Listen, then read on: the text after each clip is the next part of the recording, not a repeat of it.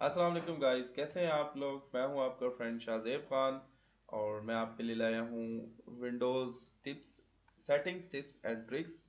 आज हमारा है पड़ा उसी सेम सीक्वेंस में चलता हुआ पार्ट 3। ठीक है, तो लास्ट टाइम हमने जहां से छोड़ा था वहीं से कंटिन्यू करते हैं।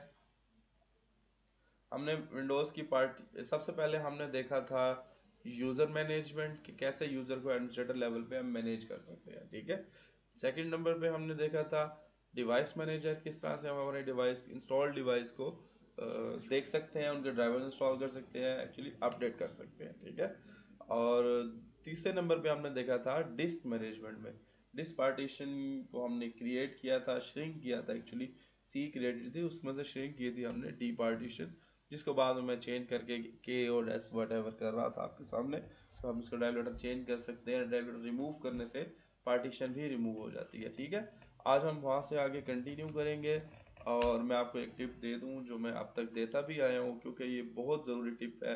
अगर आप लोगों ने इंस्टॉलेशन गाइड नहीं देखी तो इसीलिए मैं आपके लिए यहाँ पर लेकर आया हूँ ये वाली टिप। ये वाली जो टिप है इस पे आपको ज़रूर फॉलो करना चाहिए।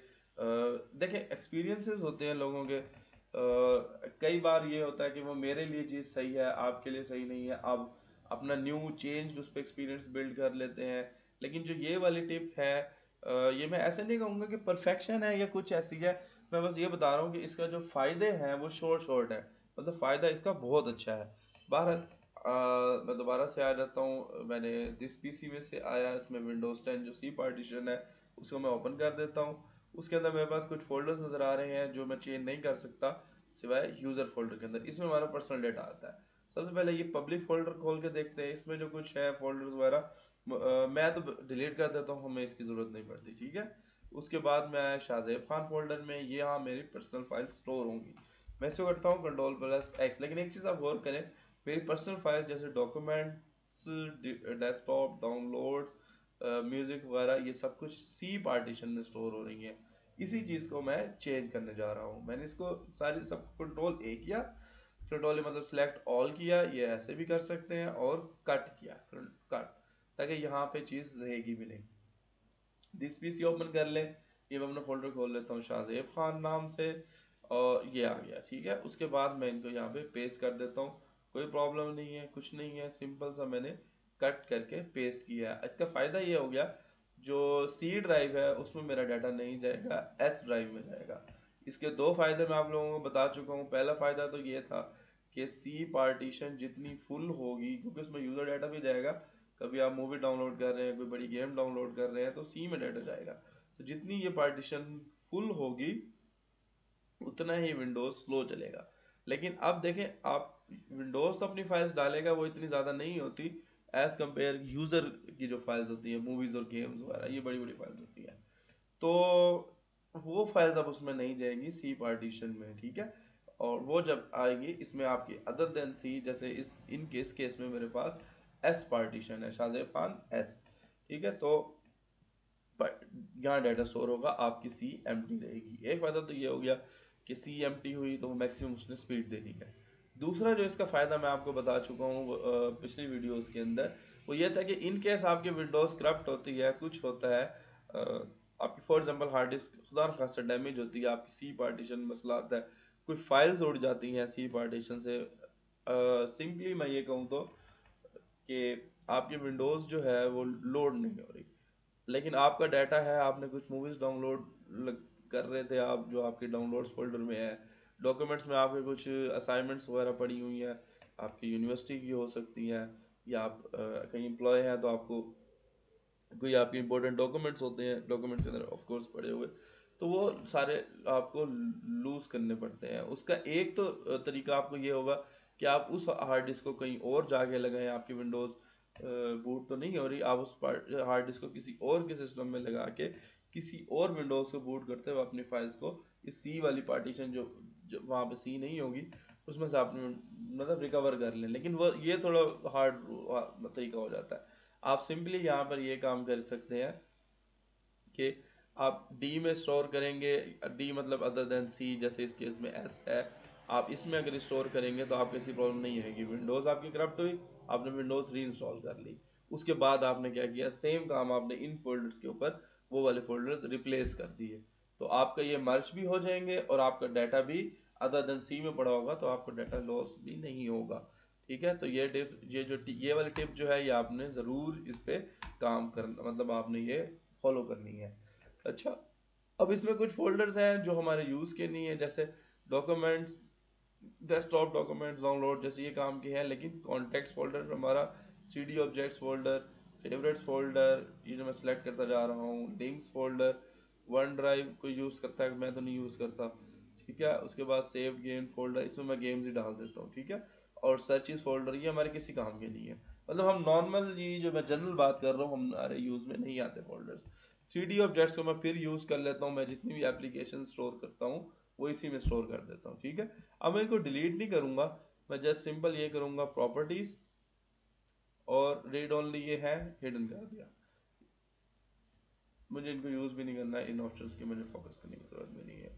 तो ये 8 फोल्डर्स हैं जो मैं अपने पर्सनल यूज़ में लाता हूँ, आप इससे कम भी कर सकते हैं, ज़्यादा भी कर सकते हैं, बहरहाल आप सबको यहाँ मूव करके लाएंगे ताकि एक्सीडेंटली भी आपका डाटा सी में ना जाए। ठीक है, उसके बाद क्या होगा, आपका जो जितना डाटा होगा वो अदर देन सी, जैसे इस केस में एस ड्राइव है या डी ड्राइव होती है, उसके अंदर जाएगा, और जो आपको फोल्डर्स यूज़ नहीं करने वो आप हाइड कर दें, ना होंगे ना होंगे। ठीक है, उसके बाद ये 3D ऑब्जेक्ट्स का फोल्डर है, इसमें मैं ऐप्स रखता हूँ, ये मेरा डेस्कटॉप फोल्डर हो गया, ये डॉक्यूमेंट्स हो गए, डाउनलोड्स हो गया, म्यूज़िक इसमें हो गया, म्यूज़िक फाइल्स हो गई, पिक्चर्स हो गए, सेव्ड गेम्स, मतलब सेव्ड गेम्स है, मतलब उसमें गेम्स सेव करता हूँ।